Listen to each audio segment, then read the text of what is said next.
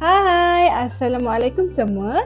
Hari ni Erna nak tunjukkan menu western pula. Kita nak masak spaghetti salted egg dengan popcorn chicken. Nampak sedap kan? Nak tengok tak cara saya? Jom kita mula. Mula-mula saya akan rebuskan spaghetti dalam air mendidih. Saya gunakan separuh daripada satu pack tu. Letakkan sedikit minyak zaitun untuk elak melekat. Kemudian saya rebus dalam 2 minit dan boleh toskan. Kemudian saya akan sediakan popcorn chicken. Biasanya memang gunakan bahagian dada ayam untuk buat popcorn chicken sebab isinya yang lebih pejal dan kurang lemak.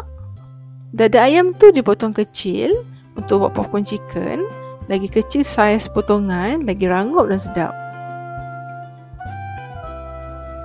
Mula-mula saya campurkan dada ayam tadi dengan sebiji telur.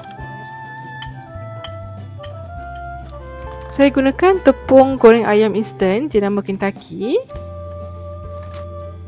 Masukkan 1 sudu tepung goreng ayam ke dalam bancuhan telur, kacau sebati.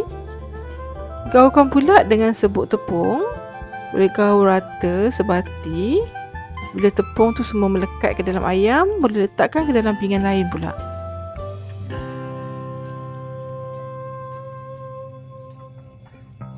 Buat sampai habis.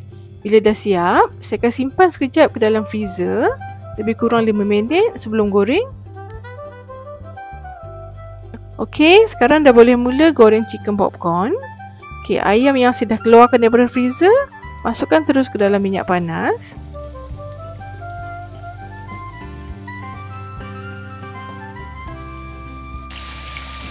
Goreng kena guna minyak yang banyak, api sedang dan besar, goreng deep fry. Kacau rata bagi dia masak sekata. Bila dah kekuningan, dah masak, boleh angkat dan toskan.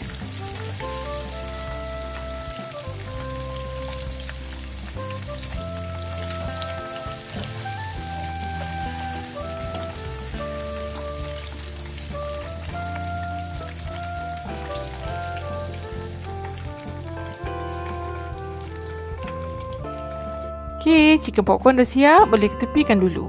Sekarang saya sediakan bahan-bahan tumis. Saya gunakan bawang putih, saya akan cincang halus.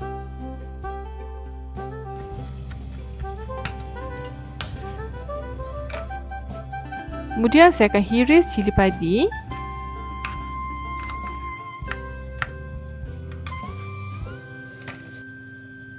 Daun kari saya gunakan dalam 3 tangkai.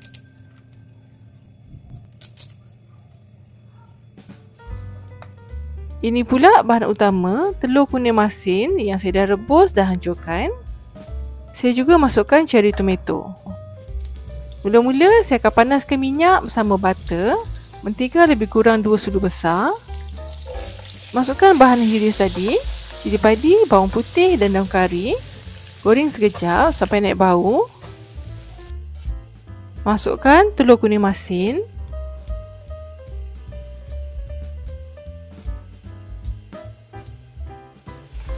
Kemudian masukkan susu cair. Mula-mula saya masukkan setengah cawan dulu.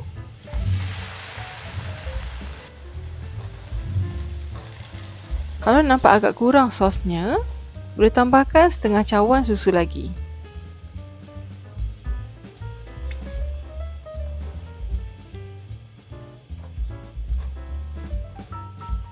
Masukkan sedikit garam, serbuk perasa dan gula. Boleh rasa tahap manis lemak masinnya. Kacau sebati agak kuah dah mendidih dan pekat. Boleh masukkan spaghetti.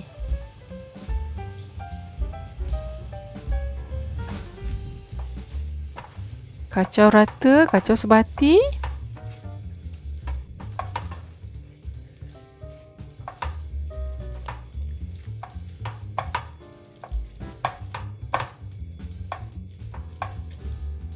Akhir sekali masukkan cherry tomato. Cherry tomato tak nak masak lama sangat sebab tak nak dia lembik. Dan dah siap. Boleh hidangkan bersama dengan popcorn chicken. Bila dah hidangkan, boleh taburkan popcorn chicken ke atas spaghetti dan dah siap. Boleh makan.